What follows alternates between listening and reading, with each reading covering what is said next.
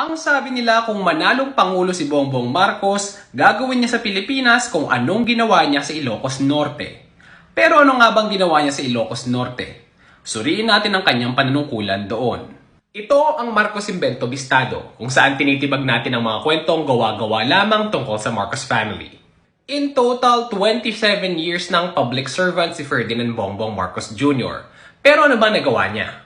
Karamihan ng taon ni Marcos Jr. sa politika ay kanyang ginugol sa Ilocos Norte, bilang bahagi nga siya ng Marcos political dynasty.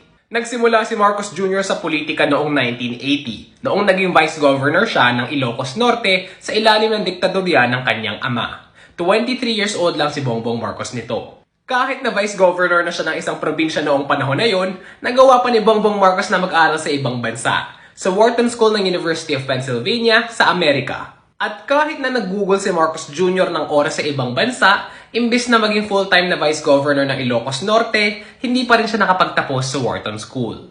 Taong 1983, unang naging gobernador ng Ilocos Norte si Marcos Jr. Pagkatapos na mag-resign ng kanyang tiyahin na gobernador noon, si Elizabeth Marcos Quezon. Ayon sa mga residente, hindi nagpapakita sa madla si Marcos Jr. Ang palaging humaharap daw ay ang kanyang vice governor at ang kanyang spokesperson.